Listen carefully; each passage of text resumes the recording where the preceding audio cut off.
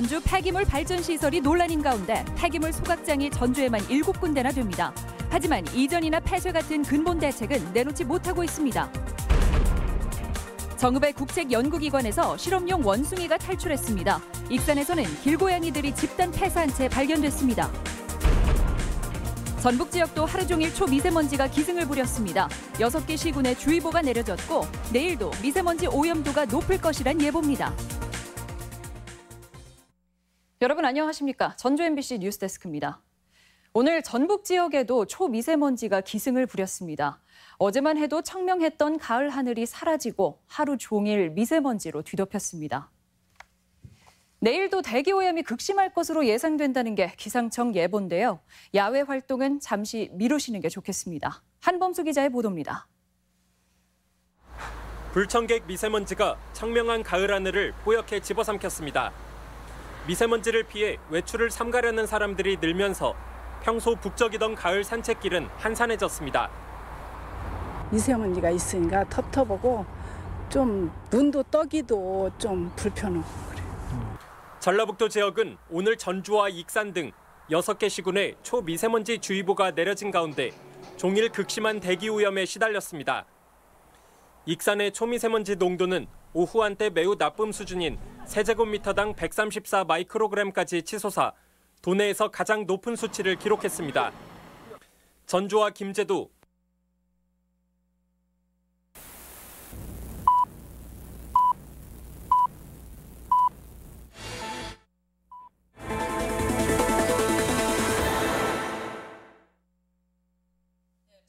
부르지 못했던 점 양해 말씀드립니다. 다음 소식 전해드리겠습니다. 전주 팔복동 고형 폐기물 소각장을 주민들이 반대하면서 전주시가 부랴부랴 대책 마련에 나섰다는 소식 최근 여러 차례 전해드렸습니다. 그런데 문제는 소각장이 이곳뿐만이 아니라는 겁니다. 전주 팔복동만 해도 비슷한 소각시설이 7군데나 되는데 뾰족한 대책이 없습니다. 심층 취재 박연선 기자입니다. 전주 팔복동 산업단지입니다. 공장 곳곳 두꺼운 굴뚝을 타고 하얀 연기가 쉴 새 없이 뿜어져 나옵니다. 폐목재 등 고형 폐기물을 태우는 곳입니다. 저감시설과 감시시설을 갖췄다고는 하지만 각 업체가 측정 가능한 유해물질은 일산화탄소와 황산화 물질 등 대여섯 가지뿐 정부가 관리하는 대기오염 물질만 50가지가 넘는 상황에서 주민들은 어떤 유해물질이 더 섞여 있는지 알 길이 없습니다. 이런 연기가 나온다는 것 자체가 지금 잘못된 거라고 생각을 하고요. 애들을 키우는 입장에서 그게 굉장히 불안하다고 생각을 하고요. 최근에는 고형 폐기물 연소가 석탄발전소 연소보다 이산화탄소와 수은, 납 등에서 최고 6배 이상 나온다는 연구 결과가 나왔습니다. 여기에 전주 팔복동 내에도 고형 폐기물을 비롯해 이미 다량의 소각장이 운영되고 있어 주민들의 우려가 더욱 큽니다. 실제 팔복동 공단과 그 인근에는 법적 다툼 중인 신설 소각장 외에도 7개의 소각시설이 들어서 있습니다. 이곳에서 소각되는 고형 폐기물 양만 하루 3,300톤으로 문제가 된 신규 시설의 16배가 넘고 일반 폐기물을 합치면 하루 5천여 톤의 폐기물이 소각됩니다. 특히 도심 확장으로 소각장 반경 3km 이내에 만성동과 서신동, 송천동, 효자동 등 주택가가 빽빽히 밀집돼 있어 심각한 환경 문제로 대두되고 있습니다. 소각에서 나오는 다이옥신 이런 부분들은 1년에 한 번 측정을 하게 돼 있거든요. 그리고 나머지 이제 대기오염 물질 같은 경우는 이제 예를 들면 측정 위탁이거나 자가 측정을 해서 통보하는 방식들. 팔복동 고형 폐기물 발전소를 주민들이 강력 반대하자 전주시는 발전 시설은 물론 오염 시설도 들어서지 못하게 하겠다고 나선 상황. 빠르면 내년 상반기 안에 팔복공단 지구 단위 계획을 적용해서 더 이상 환경 오염 우려 시설이 들어올 수 없도록.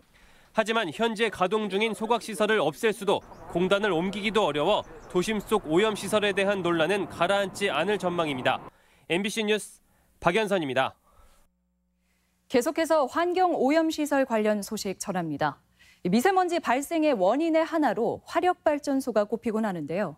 군산 지역에 화력발전소가 건설되고 있어 주민들이 반대하고 나섰습니다. 이 소식은 임홍진 기자가 취재했습니다.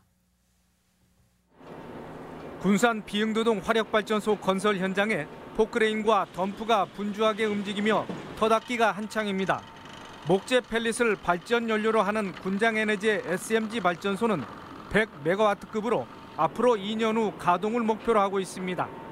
또한 중부발전이 추진하는 인근의 16만 5천 제곱미터 규모의 군산 바이오발전소 역시 실시 계획 인가 고시가 조만간 이루어질 것으로 예상됩니다.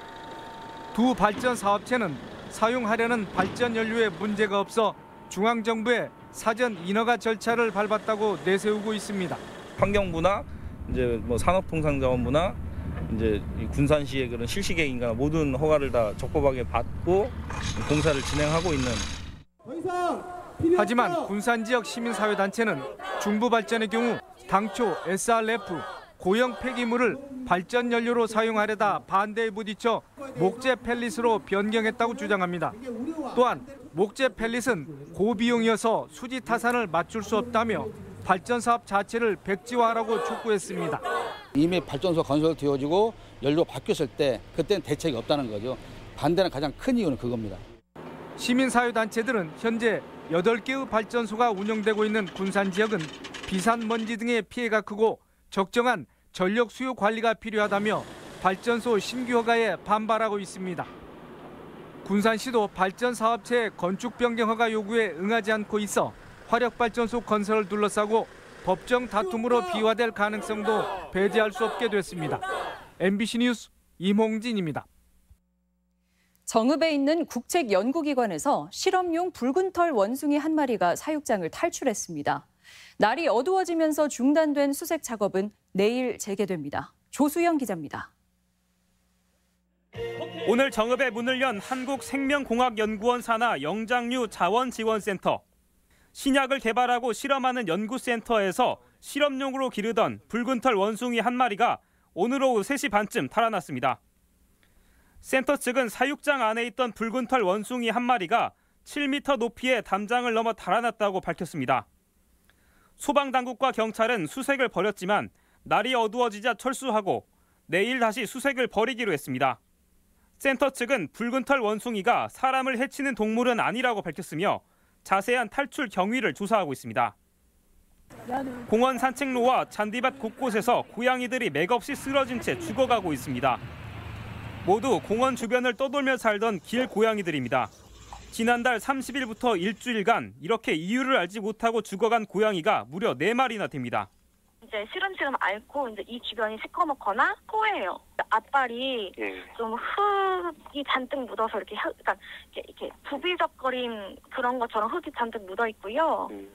익산시는 죽은 고양이 4마리 모두 입 주변이 까맣게 변해 있었다며 누군가 고양이를 죽이기 위해 고의적으로 독극물을 뿌렸을 것으로 보고 있습니다.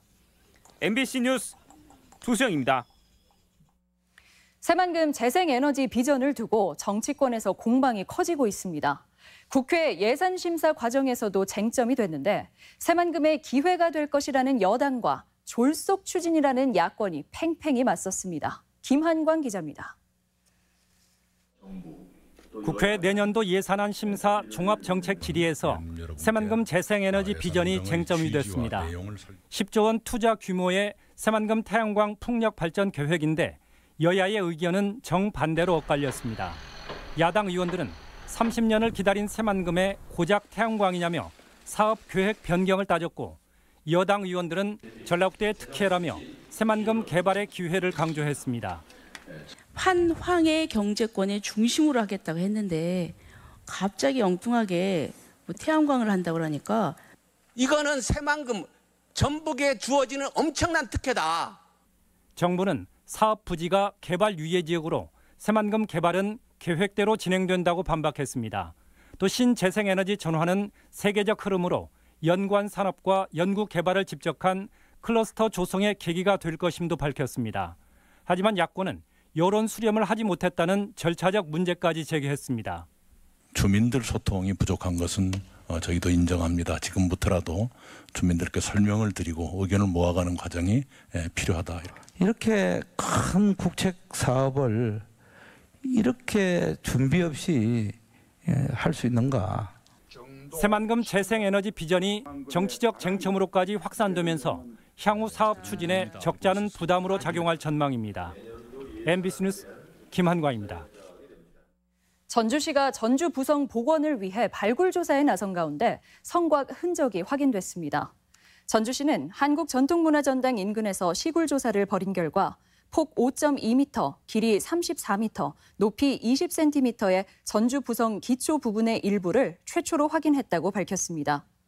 풍남문을 비롯해 동서남북에 위치한 4대 문을 중심으로 전주 시내를 둘러싸고 있었던 전주 부성은 고려 말에 처음으로 축조돼 일제강점기에 철거됐습니다. 출장 뷔페 등 외식 서비스와 관련한 소비자 불만이 적지 않은 것으로 나타났습니다. 전북 소비자정보센터에 따르면 2015년부터 지난달까지 접수된 외식 서비스 관련 소비자 민원은 247건으로 이물질 발견과 계약 해지 거부, 과다 위약금 등의 피해가 많았습니다.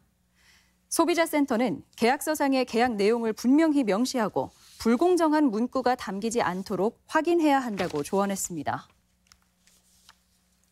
도내 야권이 차기 총선에 대비한 조직 정비에 어려움을 겪고 있습니다.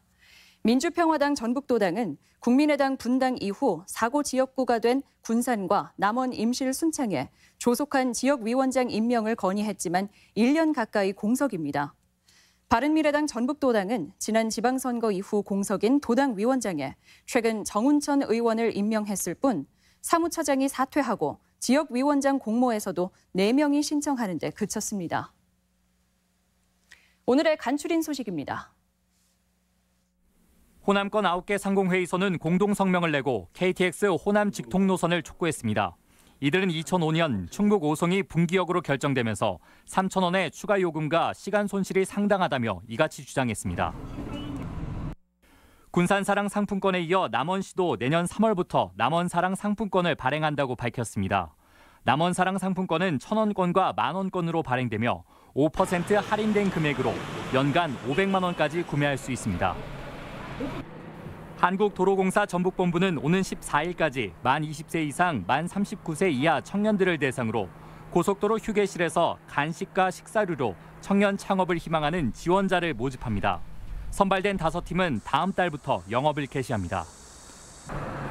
맛집과 카페가 들어서면서 인기를 끌고 있는 전주 객사길의 보행 환경이 개선됩니다. 시는 현재 교통 혼잡이 극심한 길을 일방 통행으로 바꾸고 있으며 앞으로 8개 노선 2.8km 구간의 보행로를 만들기로 했습니다. 간추린 소식이었습니다.